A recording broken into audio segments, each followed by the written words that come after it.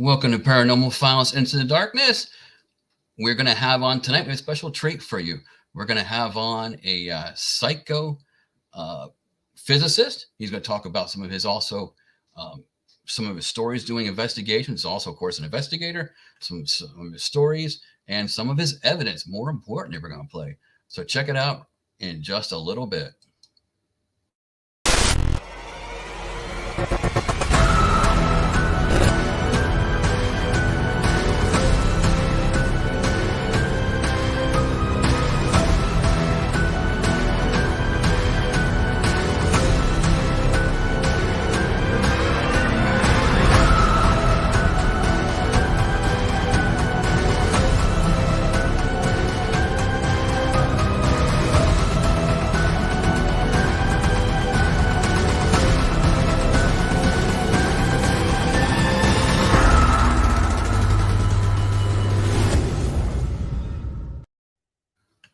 Hello, and welcome to Paranormal Files Into the Darkness. I am your host, Sean Wagner. Tonight we have, first of all, I made a mistake. Let me introduce my great, lovely co-host. I had to modify things from original ways. Liz Jumper, how you doing tonight, Liz? Hey, good, thanks. How are you, Sean? I'm doing good. Good. I'm in a different location than normal. I am actually visiting my family right now, so I'm at the beach. It's quite windy over here, though. I'm not heading to the actual beach anytime soon. Well, that's at least you're at the beach. That does sound positive in that regards. Where are you coming to us from tonight? I'm here in Virginia Beach. Okay. Yeah. And the beach is kind of windy and not able to utilize the beautiful. Yeah, it's gotten quite windy since we arrived last night. I think one of my friends told me that it's going to be state of emergency here in Virginia probably by this weekend. So I don't know if they're expecting, more winds from the hurricane to reach this far. So they're just playing it by ear. All right. Well, hopefully you have half a day at least would be nice of weather. Right. Or at least you're able to do stuff, hopefully. That would at least be a positive. Yeah, we have family here, so always something to do, whether we make it to the actual beach or not. That's awesome. That's what matters. Mm-hmm. Well, tonight you guys are all in for a special treat. We have a psychophysicist who's going to talk about some of his evidence he's gotten and what he does for investigation and such. He's the founder of the Seacoast Paranormal Research Group and also former owner of KRI Center for Consciousness Studies with a bachelor's degree in English and journalism, as well as a master's in psychology and a PhD candidate in psychophysics, which he might have by now. We'll have to find out. He's also teaching at a major New England institution. And he's looking to how to better integrate science into the process of ghost hunting and amateur evidence gathering. Ladies and gentlemen, our guest tonight is Andy KITT, Professor Andy KITT. How you doing, Andy? Professor. Wow, Hi that's there. good hearing that. I don't even ask my students to call me that, I'm an adjunct. If they needed somebody filling a gap, they find me, So I always teach statistics because the bottom line is nobody wants to teach it. So there's always some school wanting me to teach statistics. And why? Why is it hard to get a statistics instructor? Yeah, it's not exactly everybody's top of the heap for I'm excited to teach this material. Just so happens I actually do enjoy it. And I think my students appreciate that fact. So, I show up. I'm there. I'm there to let them know how this stuff works. Well, that sounds awesome. I know, right? So when do we get to call you doctor? It better happen soon because I'm running out of time, patience, and money here. So, I'm shooting for May, but things have to come together very quickly in the next 30 days to make that happen because I'm right at the end of the acceptable timeline. I have to have data in. I'm having trouble with my programming. So, the thing that they don't tell you is when you're doing research, especially in psychology, you don't have as much technical support as you would expect. You are making your own equipment. So my lab setup is called a Maxwellian view that I had to build from scratch. I mean, all the bits and pieces were there, but I had to measure all the optics, align them. I'm sitting there using a laser beam across a 20-foot space to guarantee all my optics are straight. And, now I have to program everything. I mean, I'm programming it. It's not technically a computer language, but it's a quasi language. It's Psych Toolbox through a math processor called MATLAB. And MATLAB, very, very powerful number cruncher. And like I say, a lot of psychophysicists got this thing together called Psych Toolbox, which lets me have direct control over the monitor. So it's very powerful in being able to precisely control what my subjects see and, the timing and all of that stuff. But there's been problems. Most vision labs like to use, in fact, most universities like to use Apple-based products, and Apple a few years ago upgraded their products, so it doesn't work with Psych Toolbox very well anymore. I can't talk anybody into switching to Windows-based products, even though that's what I use on my own, equipment. So I'm kind of, stuck trying to make things work. I program it on mine, have to switch it over to a Mac system, and then modify it so it'll work on that. And it's like, I mean, it's problems. And, grin and bear it, make it happen. Because I spent way too long working in this to get rid of it. Like quitting smoking. Once you hit a certain threshold, I ain't stopping. Well, I guess that brings us to the toast. Toast. All I brought was alcohol. It's what? All I brought was alcohol. All right. So I didn't eat toast. Well, for everyone out there, please feel free to join us. I certainly will. Cheers. Cheers.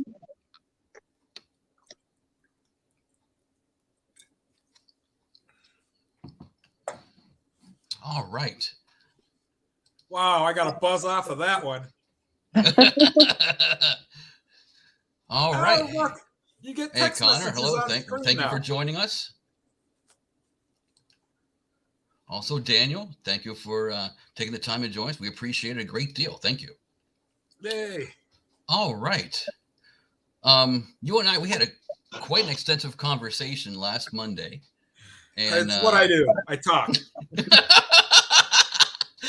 That is true. And I'm glad you're very good at it as well. Well, it keeps things from getting boring. That it does. But first of all, what are your thoughts on table tipping? We talked about that a little bit, I think. My direct experience first. I mean, I've read a lot of research on it, and it's always been questionable. Some very famous people have had very negative things to say about it. But at the same time, there's other people, it's mixed reviews. Some people swear this is for real. Some people say it's not. And the early evidence suggested that at least sometimes it was for real. And it sort of got dropped. And it only got dropped from being in people's face. Behind the scenes, the various spiritualist organizations have been doing this on an ongoing basis for 150 years. And when I first started getting into this, let's take the research aspect seriously. I figured, okay, let's look at one of these people. And I just happened to run into somebody who I'm pretty sure they're doing it, and they're doing it for real. So, I mean, there's certain things. There seems to be a pattern in which it really does appear as if the people doing it are influencing the outcome of the table tipping. They are moving the table. But as the night progresses, you can actually feel this palpable something in the air. And all of a sudden, the table will start doing stuff on its own. I mean, to the point where it moves so violently, everybody has to back away from the table and let it finish moving. It's like, okay, I buy it. Something's going on. Like I say, I guarantee you that this is not well, hopefully this isn't the standard, because if it's the standard and science has been ignoring this, well, there's something wrong, because this was really self-evident by the end of this session. I mean, we're talking, it was an hour and a half of running this table. And I've worked with these people at other times with less impressive results, but that first time was overpowering. There is no freaking way that was faked. There is no way that was faked. You know, so, and the subsequent times, there were, the information coming through was surprisingly accurate. I didn't have any method to gauge the accuracy, but, you know, especially after the first instance, it was, let's just say it was compelling, if nothing else. That's interesting, because I'll admit, I am one who is very hard on it. I went to an investigation involving some celebrities, the Kling brothers, in South Central Pennsylvania at a place, and the owners of the place were really pushing the table tipping. Half of the time was spent doing table tipping. And it's ironic. I just wanted to do one EVP with the Kling brothers, which we never were able to do, unfortunately. But I was there, and I'm still rather skeptical on it, because eventually you want it. The psycho part of your mind is that, you know, I want this table to move, and you could even if you're not consciously trying to make it move, I think you could make it move. Yeah, well, like I say, I mean, first there's unconscious movements. It's something called an idiomotor effect, where thinking about something is enough to engage the muscles in a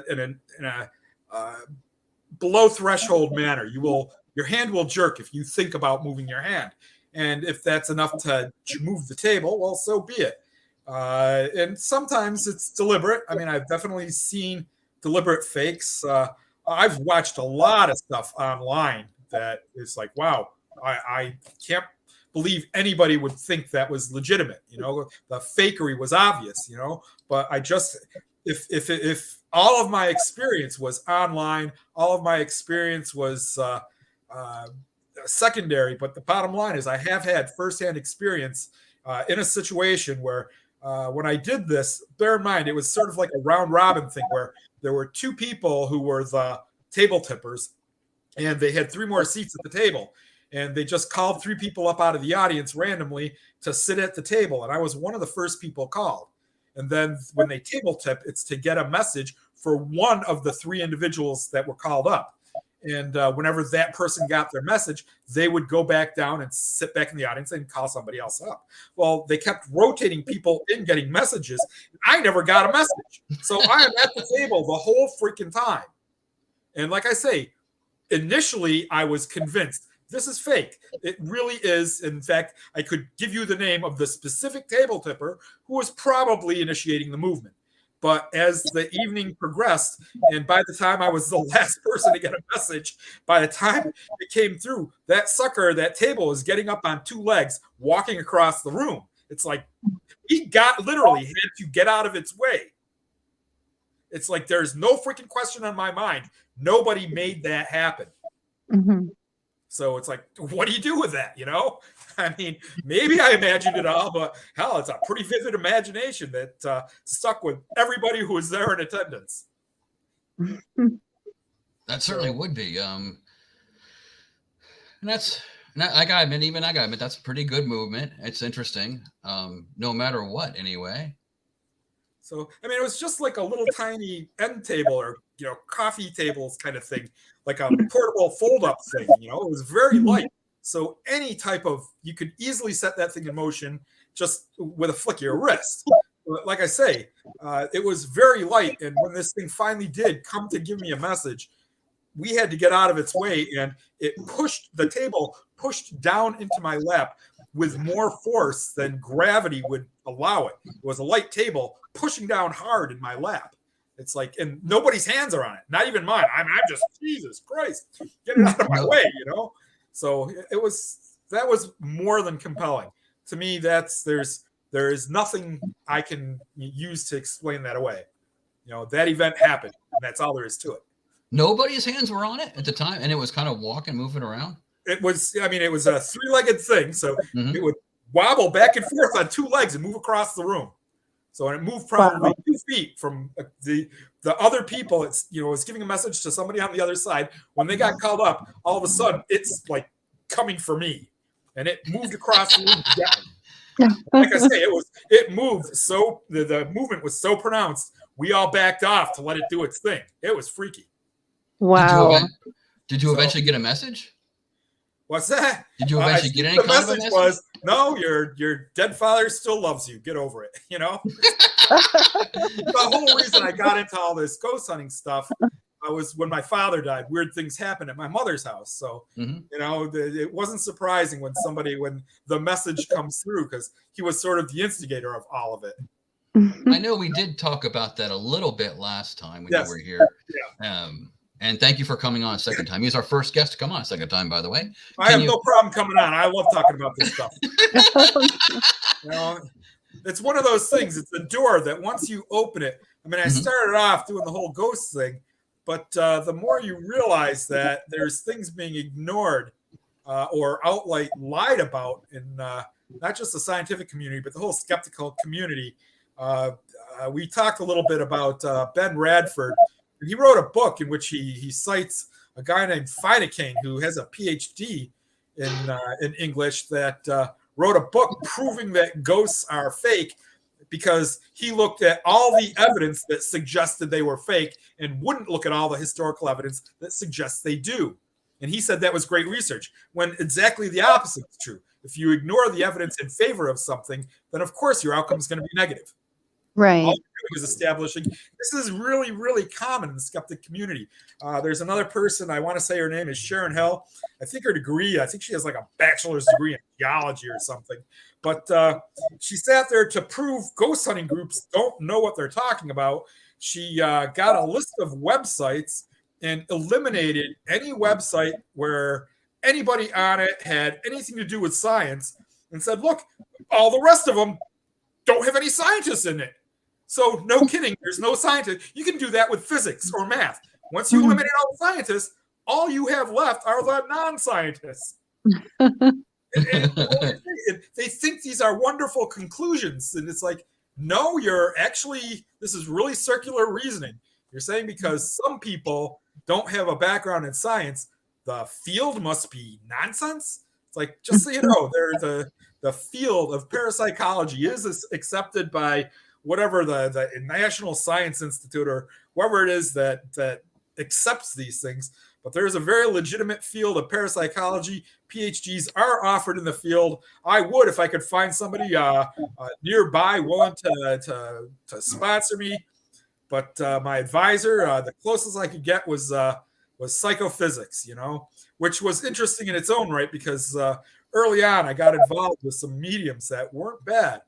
And the psychophysics aspect, I mean, I was initially looking for a PhD in either cognition, direct cognition, or psychophysics with the nature of perception. And the perception thing really came into play once I started talking to mediums and realizing that they don't all perceive it the same way. Some of them experience emotions. Some of them experience visually. Some of them experience auditorially. Some of them just get like little mental images. Jonathan Edwards is famous for being a guy named Gary Schwartz actually developed mediumship testing methodology with this guy. And he was basically one of those auditorium mediums where, I'm getting a guy with first initial S.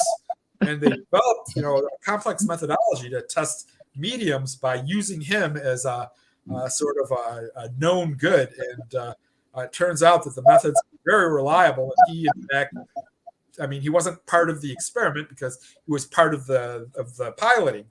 But the piloting did demonstrate that he was getting information he shouldn't have had access to. So to say mediumship, there's nothing to it, really implies you have no idea what the science behind it is, because they've been testing it for 20 years. And that's not even true. They've been testing it for 150 years. And physical mediumship from the 1860s, 1870s. There's a lot of substantiation for a handful of individuals.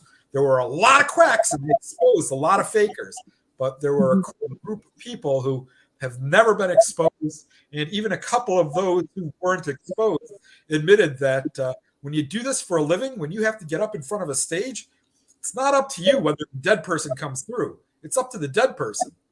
And if you're getting paid to have a dead person talk to you, you need to do that. So if it's not going to really happen. You need to come up with great ways to fake it. Mm-hmm. So some people never had it happen. All they did was fake it. Some people would have amazing effects and once in a while would have to fake it. But where is it? Cheltenham. The Eddy children right here in Vermont. Very, very famous for having just staggering displays come through their physical mediumship. When they retired, they were forced to do this by their father. He was something of a tyrant. So I think when he passed, they just inherited the farm and would continue doing readings, these mediumship things, physical mediumship things in their backyard. And, it was so impressive that one of the guys who investigated the Lincoln murder, the Lincoln assassination, Henry Olcott Steele, the government or somebody, a newspaper, somebody sent him up there to investigate to see it was legitimate.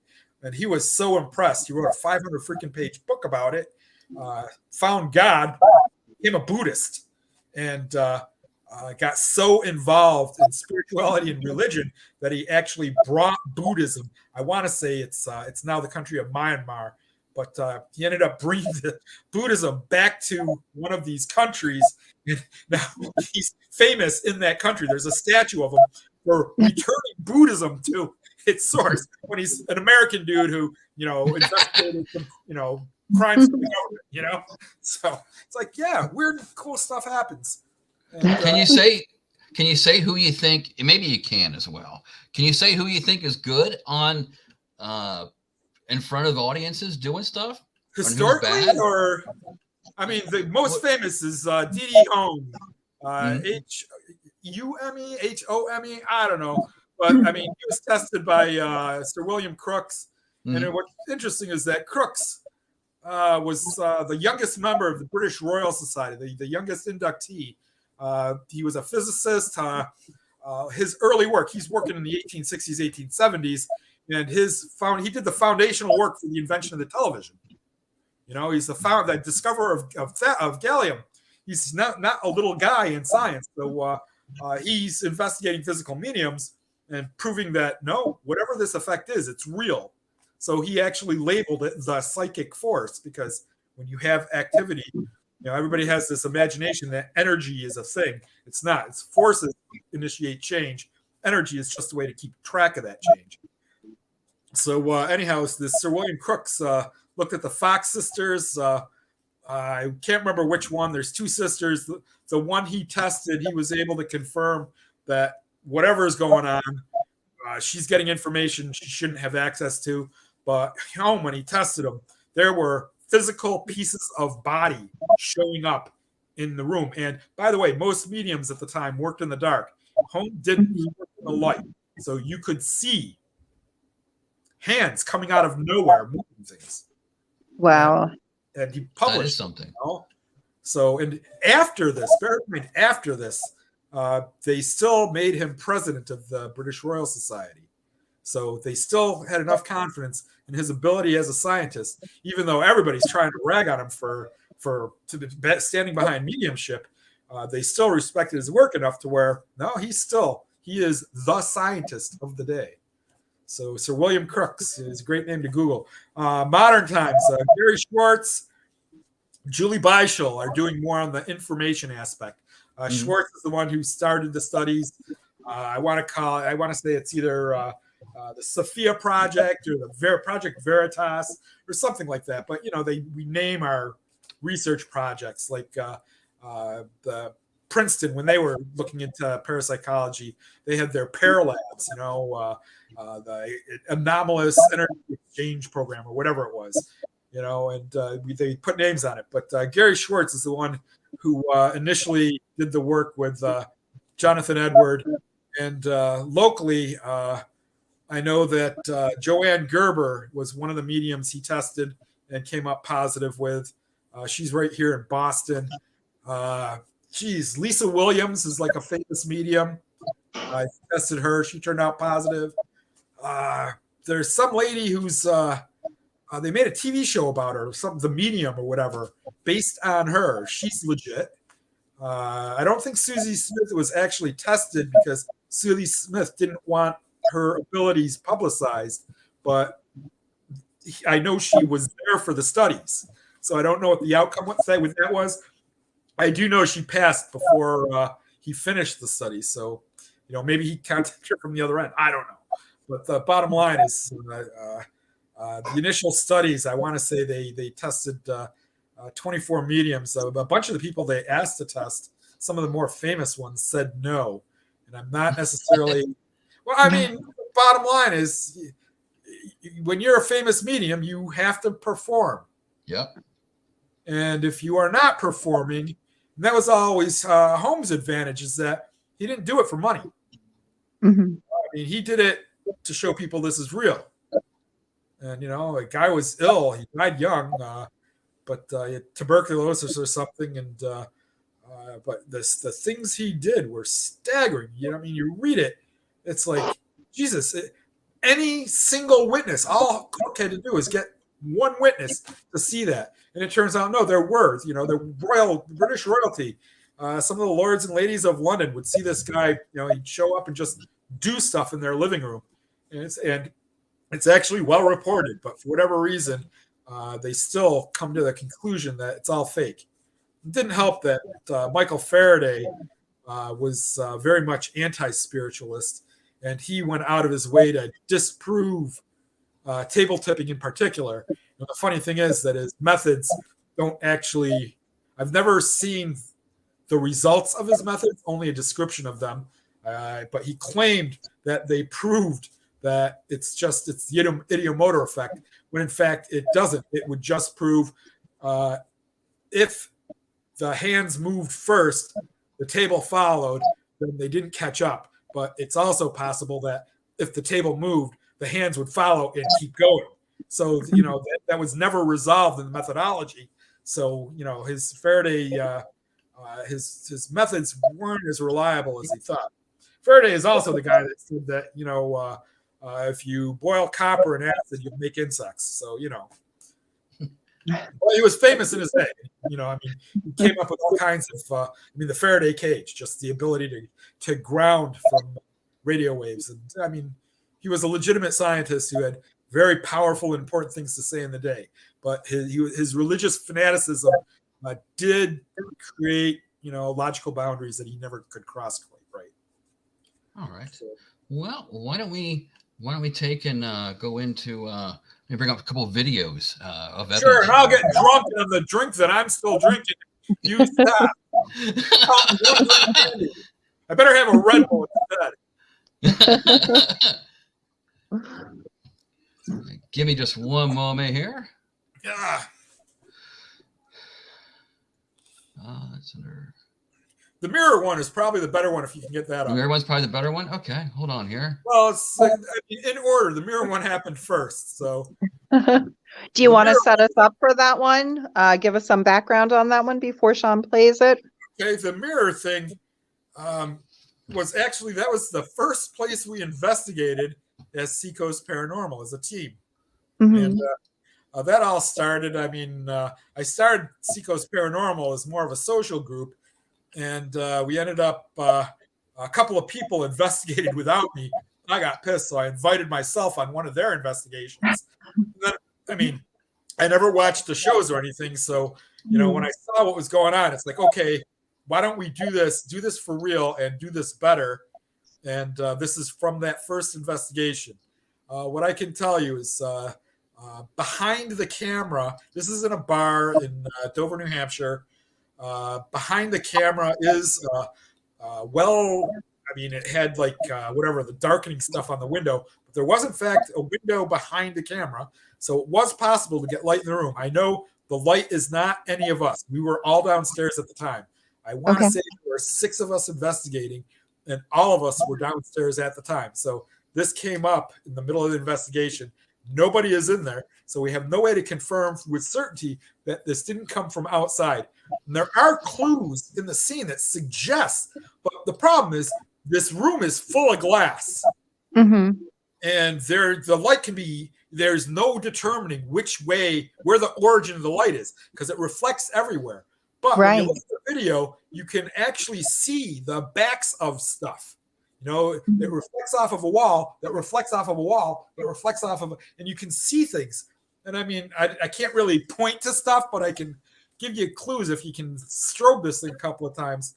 Cool things to look for. But watch the mirror on the back wall is where the effect is most pronounced. Okay.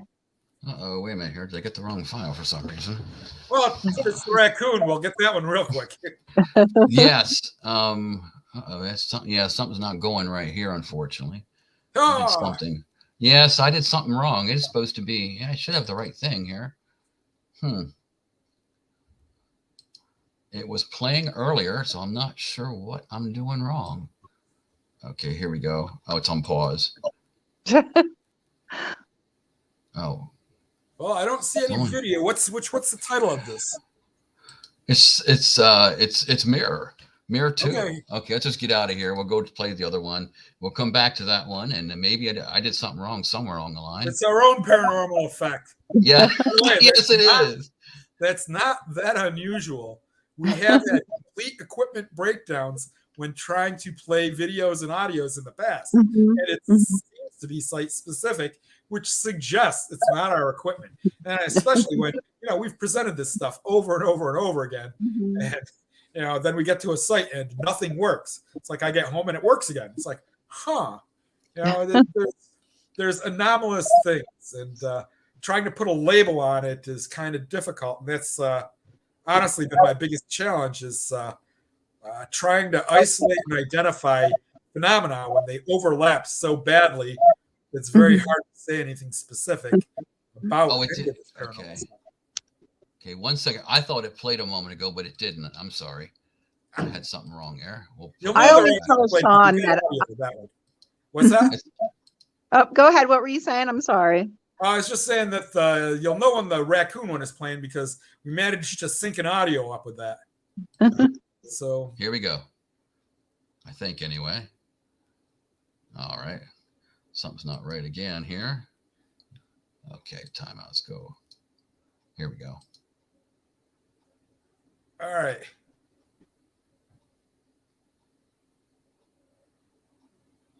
You don't have the audio.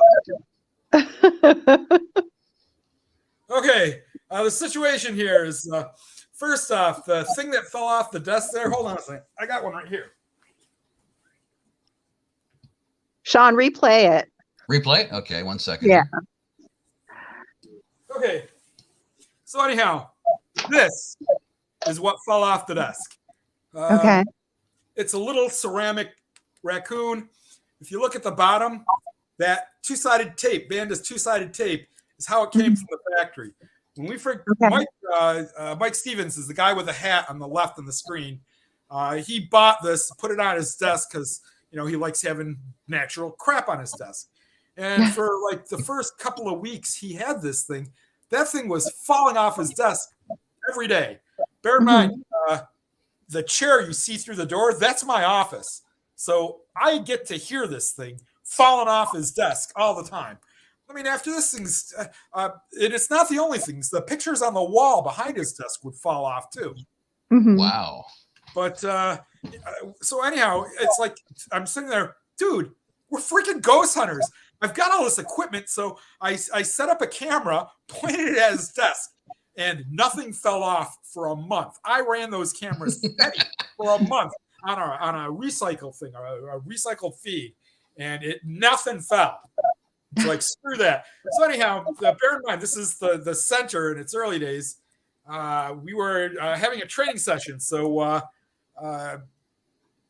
I'm the thinner me is the one like sitting there staring at you. The dude with the hat was a regular. The one directly in front of me was a regular. But there's two people on the left who were new. So we're like doing this training thing. And for some reason, they said, let's go. First off, Mike set up a camera on his desk. I told him don't bother because nothing has happened in a month.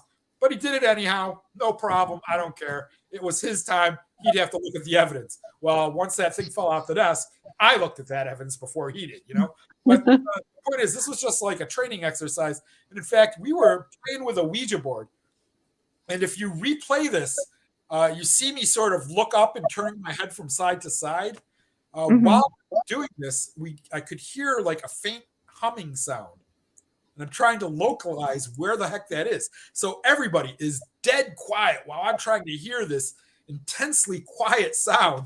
And then that raccoon falls off with a loud thump, thump, thump, thump as it rolls off the desk. But like I say, this thing, that two-sided tape, we tested it after the fact. It takes 1.5 pounds of pressure at 45 degrees. It takes more going straight up or fully laterally, but at 45 degrees is the easiest it will pull off the tape, and it's 1.5 pounds of pressure required to roll that off. And it doesn't need the tape to stay still.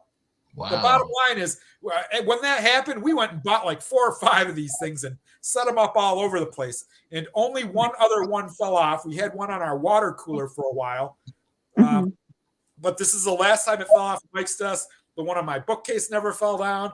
We had another one inside on a rack full of pillows and stuff that never fell down. I mean, none of these things fell down except for one on a water cooler.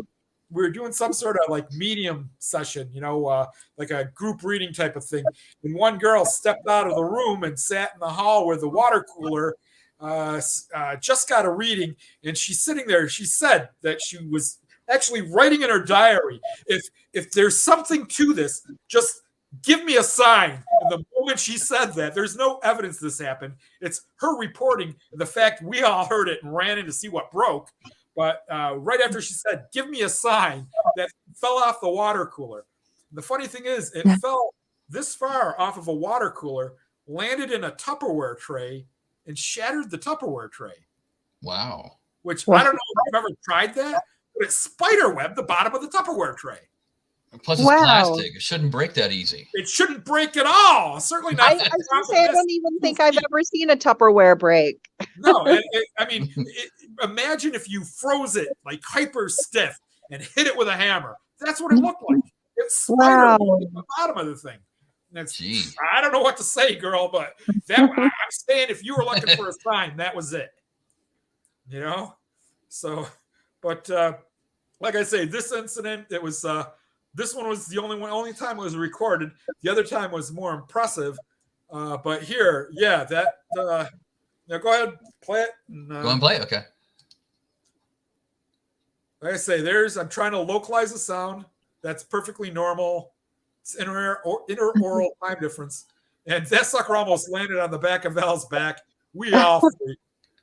It's pitch black in there, bear in mind. There is AT light going. All the light you see is from the infrared on the camera. This is all pitch black.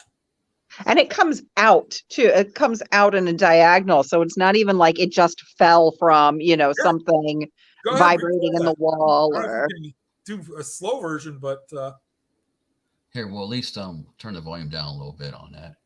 You didn't get any volume to begin with. Oh, you guys couldn't hear it? No. Okay. All right. We'll just check on something. Sometimes I have trouble with the volume. Sometimes I don't. So here we go. We'll just play it. Yeah, we didn't get. I know what it sounds like, and I just think it's funny as heck because Mike Stevens actually yells out "raccoon" at the end of it. Because although we couldn't see what happened, we all knew what happened. You knew what it was. Falling off, before I put a camera on it, that raccoon was falling off several times a day for a month. Oh, wow. This reminds me of, and I don't know if I've ever told you this story, Sean. Back when I used to work at this restaurant and bar, one of my coworkers, an older lady, was stocking stuff in the kitchen. And there are, those trays, those little paper boat things that you put French fries or whatever, and they were stacked on top of them, and they were stacked so they were right way up, like the bowl side up. And they came off of the shelf one at a time, and it was like it lifted and floated down, and there was like a whole stack that ended up coming off the wall. But it just kind of reminds me of that movement where there's nothing there, there's nothing happening, and then all of a sudden out. Wow.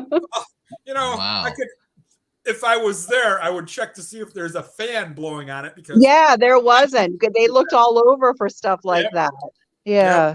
But with the raccoon, nah, I'm sorry. This sucker weighs half a pound easy by itself. Right. You know, and like the two-sided tape, it was still working at the time. I mean, even now, it's been 10 years, and you can still hear a little bit of yeah, I can hear it. But yeah, I mean, anything will move it now. It's just the weight of the thing now. But back then, just to break that tape seal took 1.5 pounds of pressure, and that's a polished surface. That's a desk. Right. Not like it's wood you just hacksaw or something where it's a textured surface that it's not actually, and just the weight of it is enough to hold it in place indefinitely. Like I say, without the tape, it has not moved since I moved here. So okay, I did find the other video. Was that it wasn't named Mirror, it was No MM or something like that. No MM is the medium. Oh, it's the medium talking, and she pauses. You hear the voice say no, and then she continues as if she's responding to the voice. All right, I can play that now, and I think I have audio adjusted. You might not. You might at least hear her acknowledgement of it anyway. Let's find out.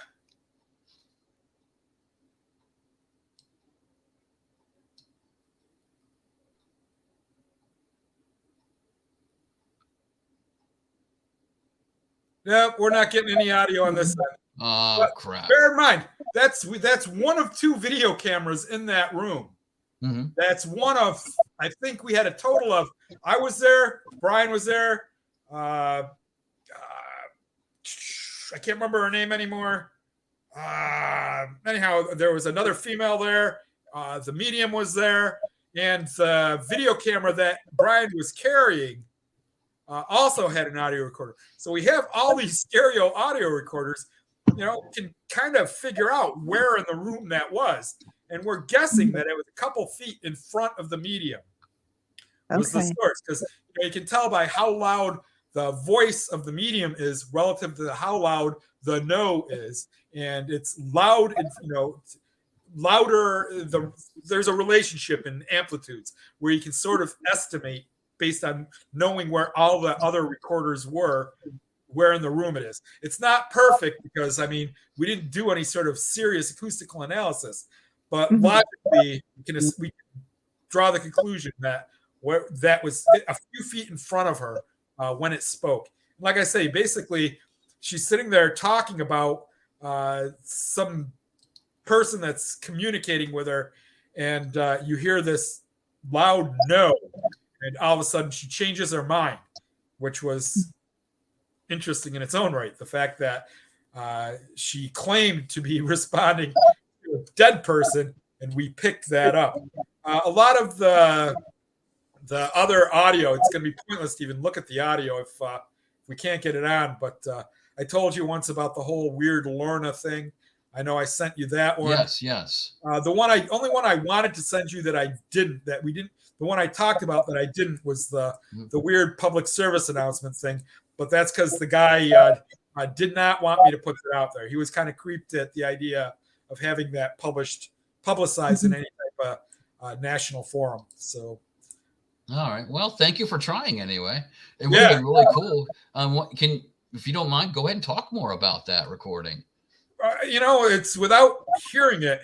Just imagine like a 50s public service recording, talking about, it starts where you hear a bunch of kids playing, and then you have an adult come in and say, they'll take over if you let them.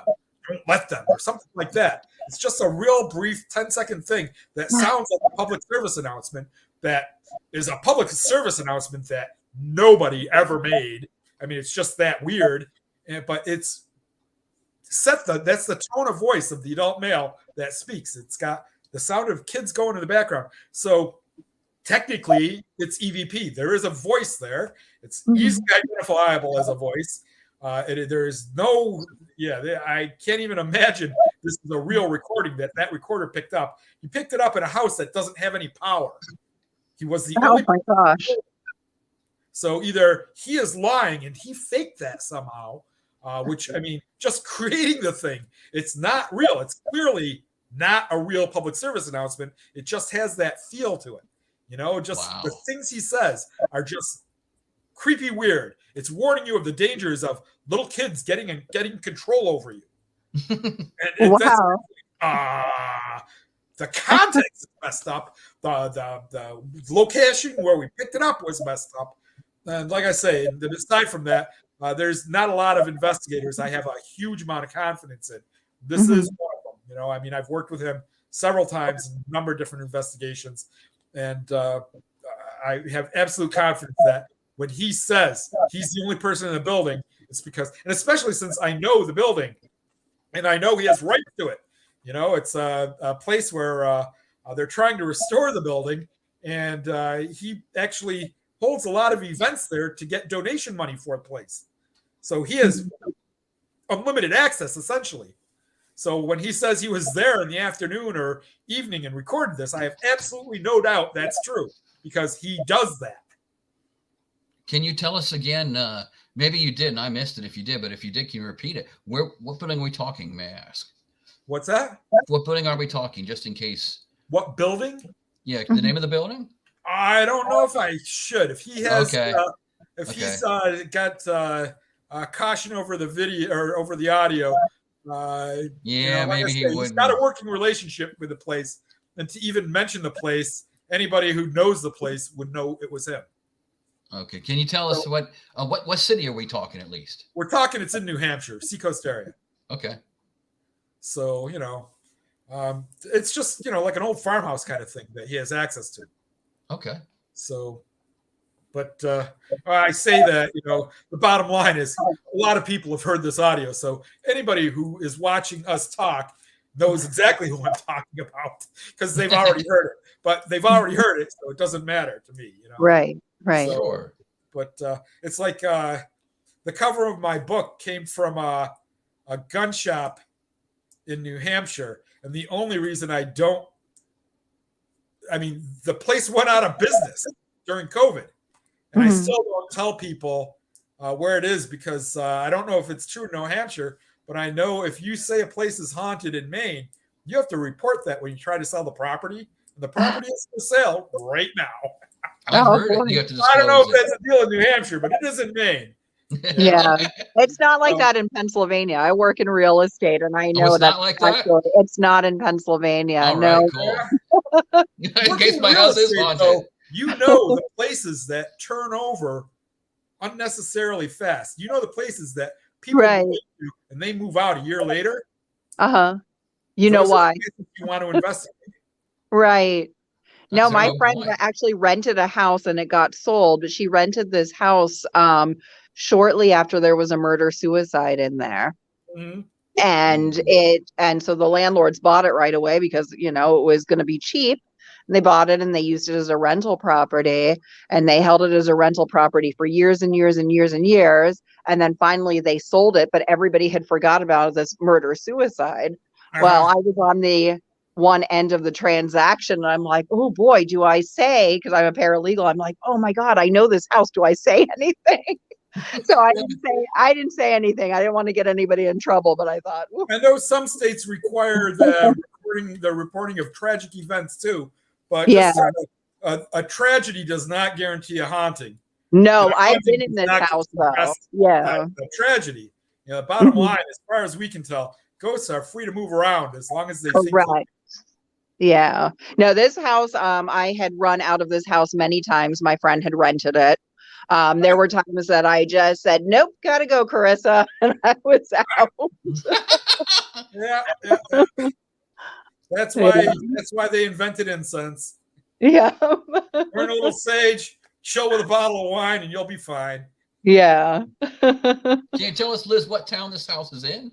Yeah, I'll tell you. I have no contact with this. It's actually in Millville, Pennsylvania. There was a murder-suicide in there probably like around 1996, 1997. Okay. And the house is right on State Route 442. See, I told you all sorts of information. Yeah. Right. That's cool. Someone wants to find it. They can easily find it now. Yeah. And I know the name was Stanley. I don't know if that was his first name or last name, but it was Stanley. So if anybody wants to look it up, Millville, Pennsylvania. Where's Millville? Is it north, south, middle? It's kind of northeast Pennsylvania. Northeast. So that's like right under Ithaca and all that. Yeah. All right. Yeah. So I have my chiropractors up in Homer, New York. Okay. So just up Route 81. So when I Okay. go there, I might have to swing by, right? Right. Yeah, I think it might be like 2 hours away. To maybe 1 hour and a half, 2 hours away from there. I think. I'm just trying to remember. It's been a while. Well, So it's not really northeast. That's Well, definitely middle of the state. I can get they count halfway they through count us as Pennsylvania and I don't ask. northeast. Yeah, they count us as northeast on the. Because it's not Philadelphia. No, it's not Philadelphia. No, it's not near Buffalo. So what's left? It's all the rest is northeast. Right. It's all like woods and hills. Right. So it's not where you want to drive in the winter. No. Yeah, definitely not. All right. So Oh, you got the awesome videos out. it's what? You didn't do you still didn't do the mirror one. The mirror one, it turned out then was just all I have is audio for that. A few seconds of nothing. There's no audio for the mirror. Well, there's Weird. no I sound thought came through. I thought I emailed you the mirror specifically. Yes. Here, I can Oh, let me go back and check it out again, but I was having they're all trouble with the different mirror. video formats because they were Yeah. captured on different formats. The mirror was captured off of an old DVR. The other one was directly off of a portable, the Node one, and the raccoon was off. The raccoon was directly recorded on a laptop. It was laptop to camera. So Okay. each medium, I mean, one of them is probably Windows Media Video. One of them is probably MPG-2 or something, and one of them is MPG-4 or whatever. But we each can try format, to share it. We'll try to share it here. I did hit last time. I know. Here we're gonna hit share system audio. So we'll see, but you guys should hear it. But if there's any audio here, and I got the volume turned up, yeah, we'll see there's if it goes definitely no through. audio to it. There's what? There's no audio on the mirror one. Well, there's no audio. Right. Click it anyhow. We're gonna have just the musical note. Yep. Wow, that's so heartbreaking because that one's just weird. You know, I mean, if you've seen it, you know, it's just a weird light pattern that looks like, I don't know, like maybe somebody pirouetting in light. Mm-hmm. You know, it's just weird, but we've never known what that was. And that, like I said, that was one of that was the first investigation as Seacoast Paranormal. So, you know, we've gone back there several times. The No video came from Molly Malone's, which is no longer a restaurant, but it was one of those famous haunts in Portsmouth. In Dover, well, it was the Central Wave at the time. But I mean, I knew about the place's haunting. They were like an awesome wine place, Dover Spirits or something like that. But I don't. I think it's like a sports bar now or something. I don't know. But there's a bunch of places in Dover and Portsmouth. Mm-hmm. I mean, you're talking the history on these places. Bear in mind, you know how they talk about Tortuga and Pirates of the Caribbean, how you know Den of Iniquity in the Caribbean. Mm-hmm. Well, that was Portsmouth at the same time. The pirates were up there in the 1600s. It was a pirate town. You know, that's you. If you were a criminal, you left Boston and went north to Portsmouth. You know, so really, really creepy, weird things happen there. Not to mention, Dover is in the middle of the freaking woods. At one point, there was a war between the Native Americans and the British colonies.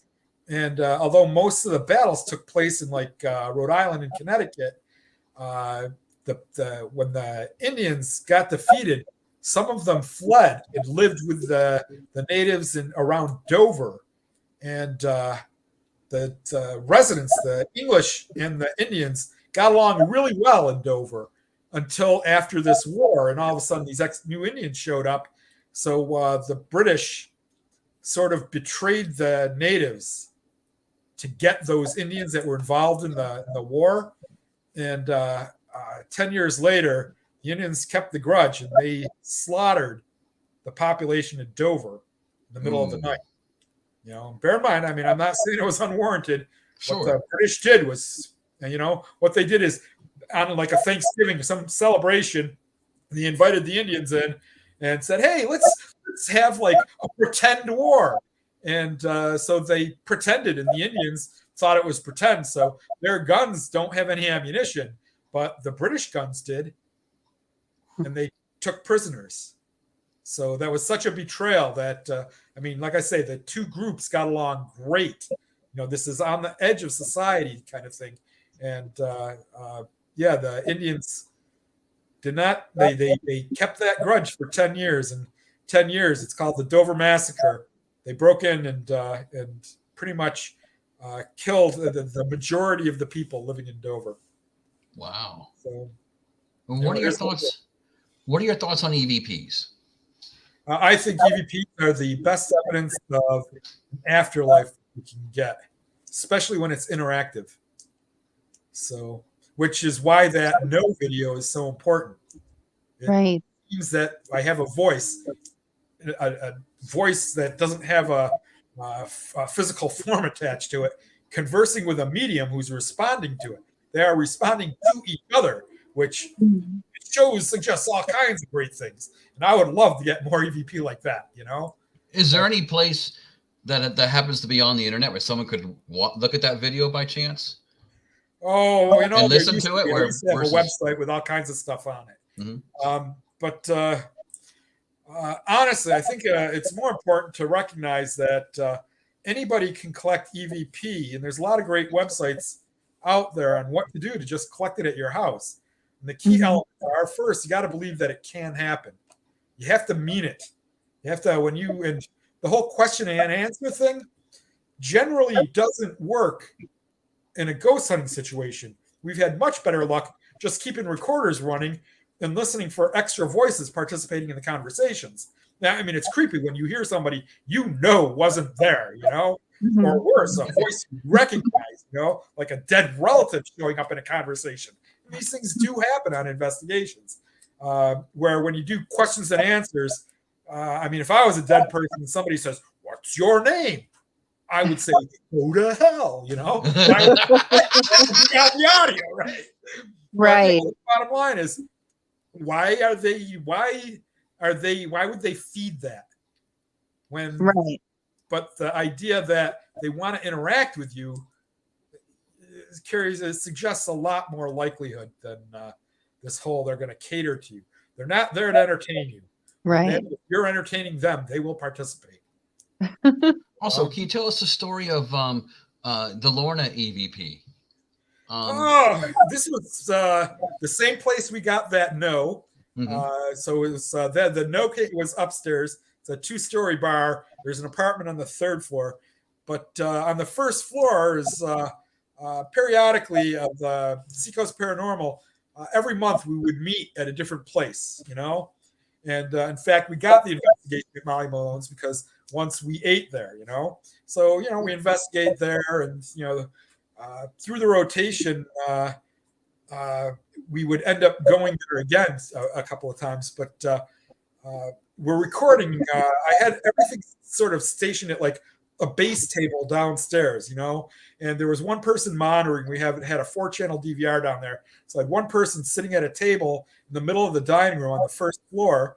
And she got really creeped out because other stuff. I think I have the hi audio in there too, where she heard the voice of a little girl saying hi. He freaked out and refused to investigate with us after that. But that audio was there too. But the bottom line is it's very quiet. You know, I mean, you can barely hear stuff going on in the next room. So I included the audio from one of the people in the next room, so you can hear that it didn't come from there. But there's when you're looking at audio, when you're doing it in a good audio program, you can actually see the waveform. And, you know, when it's generally quiet, the line is pretty flat. You know, I mean, there's some variability, but not a lot. The moment anything, you'll see a spike. and I just happened to see a spike. Didn't know what it was, so I listened in, and I thought I heard the name Lorna, which didn't have any meaning to me. So, but I filtered it, amped it up. So the amped up version is one of the ones I sent you. It is distinctly somebody said the name Lorna.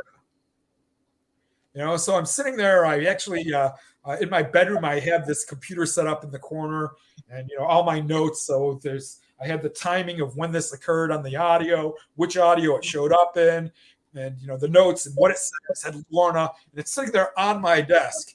And like a month later, or 2 months later, we had another meeting, SPRG meeting at Molly Malone, where this was picked up. And in fact, the meeting was held at a table, one table away from where that was recorded. And we had a new person show up. And it turned out that person, I ended up dating her like within a month, and her name was Lorna. I had already forgotten about the name Lorna showing up on the tape. But yeah, she comes to my apartment. She looks on my desk and sees her name on there and asks me what that's all about. And wow, did you know I recorded this like 5 feet away from where we sat when we met? Wow. So the recording took place about a month before I met her, where I met her. And it's like, I don't know. I can't even begin to imagine what that means. Wow. Yeah, that would definitely not be someone who's died hanging out. Maybe somebody died there looking for a Lorna. Maybe they somehow drew a Lorna in. I don't know, but whatever. It had the significance after the fact was pretty impressive. That was, like I say, it suggests all kinds of interesting things, but none of them are the normal ghost thing, To me, this most powerfully suggests some type of precognitive thing going on. Right. Yeah. So, I mean, it's possible it was just luck, but I mean, you heard it. It clearly says Lorna. Yes, it does. It's like, the audio is not working, unfortunately, for me to play it right now. Right. I mean, granted, it's quiet, but it stood out. The waveform stood out while I was listening to the audio for that investigation. So I just, it's like, let's see what that is. Sometimes when you listen to that stuff, it could be anything. It could be somebody rubbing their arm against a chair or, scratching their head. We pick that up sometimes, but whatever. And so I just gave it a listen, and it's like, nope, that's a word. And when I amped it up, it was really distinct what that word was. And yeah, there were a lot of interesting things about that. One of the owners, the owner of the place, complained that he had his office was in the basement, and he would complain that he would swear while he's doing his books, he would feel a little girl put her head on his lap and talk to him. And it's like, ooh. So when we get little girl voices showing up, or like a little girl showing up, all of a sudden it has more meaning, Right. Like I gave you the high. One investigator heard it physically and then recording it. It was kind of neat. There's another one. I don't know if I included it. It was less convincing, but I can't remember what the girl said, but she said something in response to one of the investigators. But again, it sounded very much like a little girl. And like I say, it's just interesting when you get correlations like that. Definitely. And now also I have to find a way to put numbers on it. Can you talk a little bit about, I guess someone came to you on like an 8-year-old boy was walking down a trail as well, and he had to go to the bathroom. So he went to the bathroom. That story. I know you know the rest of it. Stories. Yes. Getting into that area right. A little bit.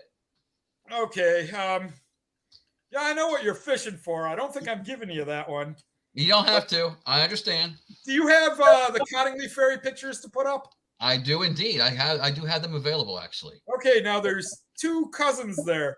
You should have 2 pictures, have the younger cousin. Those were the 2 initial photographs. Let's see if you can pop these up. All right, give me a moment here.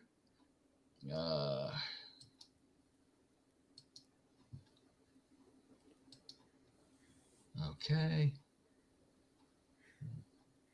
I want to see which versions you have because bear in mind, the originals, these are from like 1910, they're very old photographs. They didn't date well. And shortly after these photos were taken, one of the people who were believed in it and were trying to publicize it actually drew on the negative. Okay, this is definitely the second set. That's not one of them. Nice scenery, though. Okay, this is Here the we original. go. Bear in mind, these photos are highly modified. The original photos were horribly, horribly overexposed. So what you got were these bright lights essentially in these shapes. So these are modified to get rid of some of that overexposure, and a lot of the features were drawn in by pencil. So, but like I said, a lot of skeptics said all kinds of things, like these photos were they hung stuff on trees and or hung them from strings, and they said they could see the strings on photo analysis, which is all bullshit because the photos are already highly modified, So I want to see if you have all four of them. There's one where it looks like the girls, all you see are the fairies in the grass. That ain't it. That's not it. That one was the one that, this one's not it. See, there's one more. That one. Okay. Okay. Now the other four, in each case, one of the two girls is in it, bear in mind. And what happened was they went in, they took the two original photos with the younger girl, brought it back and said, Mommy, we caught these pictures of fairies. And word got around somehow, and an investigator said, let's see if you can do it again. So they gave the girls the camera again, and they came up with the subsequent two photos with a girl present. And, after years, the girls finally admitted not only to it being a hoax, how they did it, and yada, yada. The problem is this fifth photo. Neither girl admits to taking this. Neither one has any idea how that got on the camera. And everybody agrees whatever method was used to take the first photos was not used to do this one. Right. This is the problem. And the girls always said that when they drew the pictures, what they did is they drew little cutouts. They got the models from something it was called like Princess Mary's Fairy Book or something like that, So they like a paper doll kind of thing. Exactly, and they cut them out. And they insisted that one of the problems skeptics had is they had hairstyles that were in style at the time. But the girls insisted, no, they did that. And, the argument that the skeptics is kind of bullshit because the bottom line is if they wanted to be in tune with the locals, they would have done that, right? I mean, definitely. Yeah, but the bottom line is the girls always insisted the fairies really existed. The problem was that when they went to take pictures of them, they would not show up. So they faked them. And then we have this problem where this photo, the translucence of the fairies, that is not an effect that can be easily duplicated. And James Randi suggested this really complex Dropbox, whatever thing for a 14-year-old girl to be doing. But I mean, it is possible to fake that using the tech at the time. And theoretically, the older of the two might have even known how.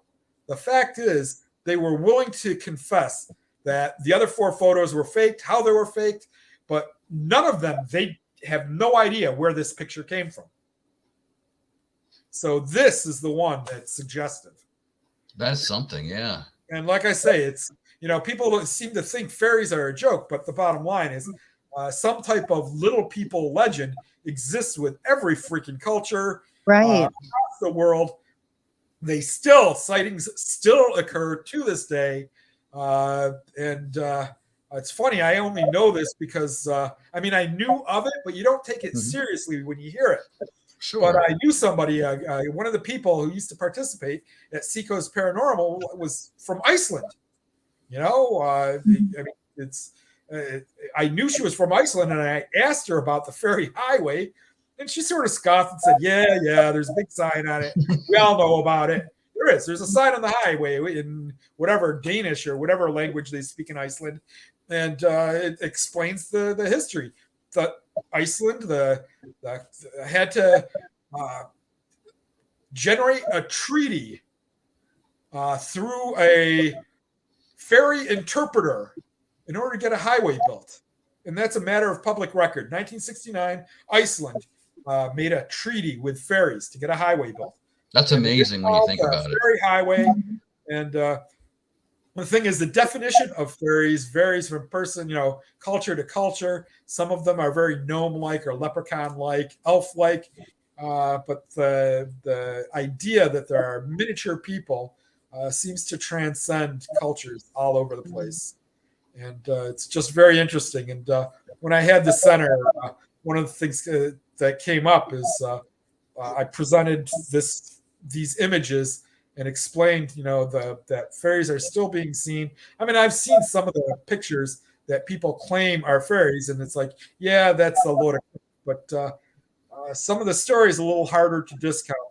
And one of them, I was telling to Sean not long ago, is that a guy came in, one of his childhood memories that he wasn't sure how old he was, but it was somewhere between 8 and 12.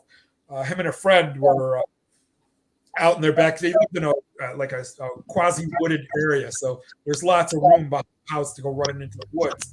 They go running into the woods and ran into what appeared to be a big dollhouse village. It's all the houses are chest high on an 8-year-old, And one of the houses was clearly on fire. So they sat there and they peed on it to put it out, laughed it off, and left. Well, they're gone for an hour, and whatever, they figured out that no matter what, that shouldn't have been there. So they turned around, went back into the woods behind the house, and could not find it again. And that was always one of the things that one of the questions, he had in his mind is he has this memory. I mean, when I met him, he was in his early 20s. So, it's not like this happened 50 years ago. I mean, I've had weird encounters with crap when I was young, but when I was young is 40 plus years ago. So it's like, how good is that memory? His was within the last 15 years. That's interesting. He wasn't the sole participant.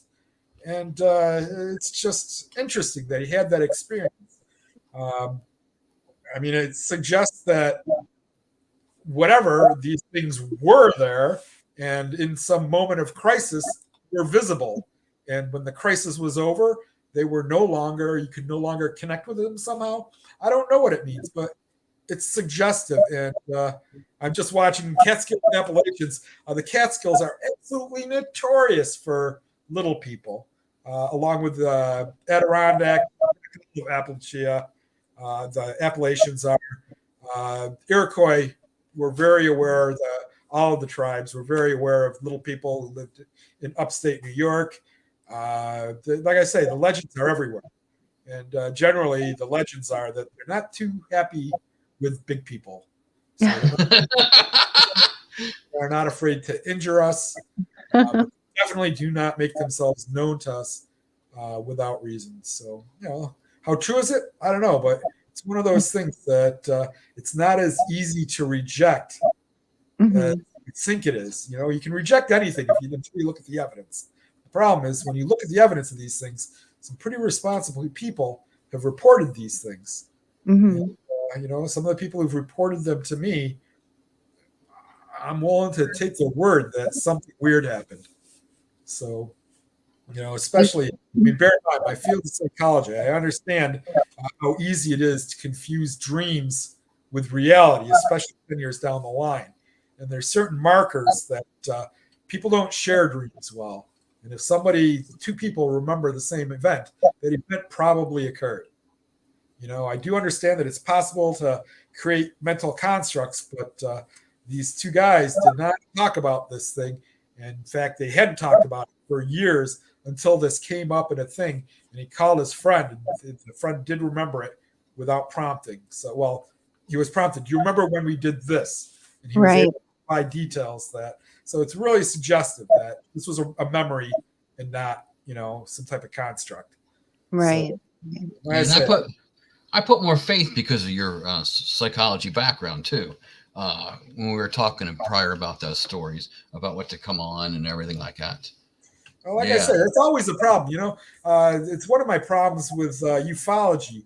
The most pop culture supported cases aren't nearly as good as some of the less pop culture supported ones. To me, the most powerful piece of evidence for abduction is the one that doesn't follow the abduction phenomena scenario. Mhm. And honestly, there's been research, and there's lots of reasons to suspect the normal abduction scenario. That there's a lot of reasons to suspect that might be a psychological thing more than a real event. But does the real event occur? Yes, and Travis Walton is the proof of it. The simple fact is, police looked for the guy for 2 weeks. He showed up in his underwear 20 miles from where he's supposed to be in the winter. Something weird happened. It is a really carefully conceived hoax. They planned this, executed it, and held to the secrecy for 50 years, or it really happened. That's a There's good other point. ones Yeah. that are a lot more sketchy, Not to slam Betty and Barney Hill, but the evidence for the Hills is not nearly as good as people think it is. And that's sort of the core example of what an abduction should look like. And so all the people who are going by that, there's a lot of, just for example, one of the problems is she claims that her husband was knocked out and dragged, where she was taken and actually hit one of the aliens. She punched one out. And while her husband was knocked unconscious and dragged, she was allowed to not only remain conscious, but to be physically violent with them. After their examinations, they bear in mind they're being abducted by aliens, creatures that have interstellar travel, in their back pocket, and they're going to explain to her where they came from. And it's like things that they said don't make sense. They make sense from the sci-fi that was available at the time, but they don't make sense rationally. There's all kinds of things that don't make sense rationally with the abduction thing. My God, if they're doing it to collect DNA, why the hell don't they do what we do? When we want, bear in mind, we get insulin, natural insulin. We used to get it from pigs.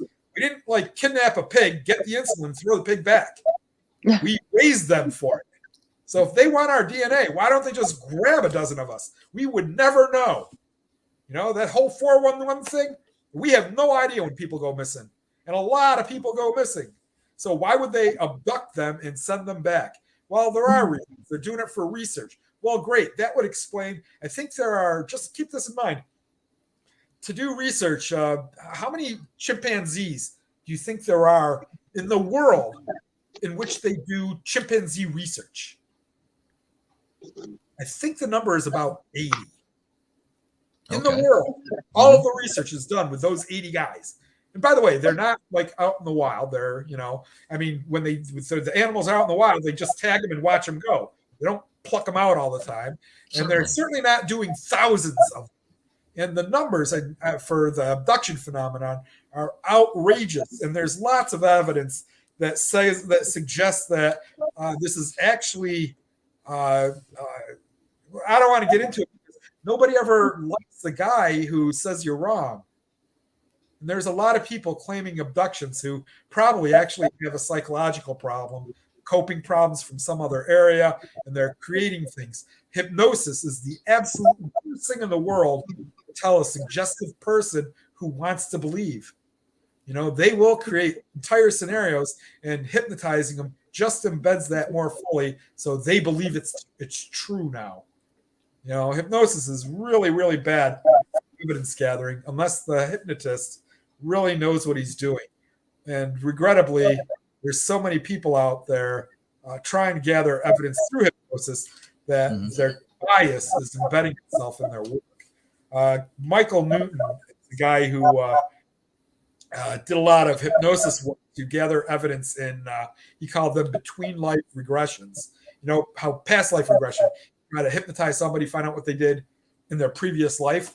He did between life regressions. He would take you to the past life, then follow you till you die, then find out what happens between death of the old life and initiation of the new one. And he claims, it's Dr. Michael Newton. He's got a degree. He knows how to do good research, and yet his research is so horribly flawed that his assistants quit over it. They went off and did their own thing. They did similar field, but Newton's the one who's published, and all of his research is horribly flawed. And I can look at it from my perspective that I'm a vision scientist. When he describes color in a between life situation without a physical body, the color has the idea that if there is no physical body, you are perceiving color in a non-physical place. The way he suggests bad things about his methods, which he agrees he did. So he has this there's a hierarchy in between life that's identified by color. It's all nonsense. He invented that. He put that in their minds, and he admitted that. So how good is the rest of this stuff? That's true. I will say that I was curious enough to get between life regressions, and I will say that interesting things came of it, but none of them, and even when I was doing it, the methods were flawed because the guy wanted information that he thought while he had me under, he'd ask me things that only a dead person would know, and he got answers, but his questions were extremely leading, and I do have enough. The funny thing is that every time I listen to the recording of my hypnosis session, I go back under it and I go right back where I was. Wow. So I can feel all those sensations over again from this between life session. And I can feel the point where I feel like I am between lives. And then he asks a question that requires a material understanding of where I am that you don't have because it ain't there. There is no material between life. It's a void that you are interacting in. And all of a sudden he asked me for what is the physical environment like? And you immediately, your brain switches gears and invents a physical environment. Mm-hmm. And it's okay. I get it. I figure out, all of a sudden, all of that research. And like I say, this guy did not mean to do it. But he did it nonetheless. And I have the recording of his flaw with mine. I have the recording of his flaw with two other people. He wanted specific information that did not flow naturally. So he prodded. The prodding is enough to totally change the sensation for the person under hypnosis. All right. Well, thank you, Andy. Yeah, I dabbled again. I do that. Well, that's exactly what I wanted, though. We're about out of time. I want to thank our guest, Professor Andy KITT, coming on with us. And thank you, everyone, for tuning in and watching tonight. We appreciate all of you, and thank you for following us. Anything to add, Liz, by chance? Thank you so much for joining us. It was nice to meet you, Andy. And next time we see you, I hope you're Dr. Andy. Me too, right? Also, in the meantime, I'm thinking of naming my raccoon Rocket so he can go on Guardians of the Galaxy. Hey, again, and do you have anything to add, Andy, as well? And please hang on through the outro as well, please. Sure. And like I say, I am always interested to talk to people because every time I talk to people, we have like a free-flowing conversation. The stuff I didn't talk about is just as voluminous as the stuff I did. Well, I believe we barely touched on UFOs. Oh, that's right. We haven't in 2 times. I guess that's a topic for next time. And there's all kinds of, even the whole cryptid thing is an interesting topic that we never really scratched the surface on. Like I say, it's all, once you step over the threshold of belief of one, it becomes much easier to take the other ones seriously enough to actually look at them. And once you look under the hood, all of a sudden, oh my God, conspiracy. I don't think we even hinted at that. The conspiracy theories are only theories until somebody admits to it. Doesn't mean they're not true. Sure. Holy crap. There's a lot of stuff they did admit to that nobody even wants to admit, recognize. The United States bombing U.S. cities just to test how fast bugs will spread disease. We did that. We admitted to it. Nobody will believe it, because they didn't actually read the papers. Also, this will be our last broadcast of the season, as unfortunately, I have a personal issue I must take care of. You're going into Halloween season. I know. That's and it's done for us until next year. Oh well. And that's how it goes. Liz, anything to add until next year? Nope, I'll see you guys soon. Hopefully we'll gather enough cool stuff to share with everybody and see you guys soon. Sounds good. We're going to take it out, and so long. You've been watching Paranormal Files Into the Darkness, a Catskill Appalachian Research Collective production. For more information on this program and others like it, remember to like, share, and subscribe to CARC Universal today. To join the conversation on our Facebook group, become a member of the Catskill Appalachian Research Collective Facebook group. CARC. Relentless.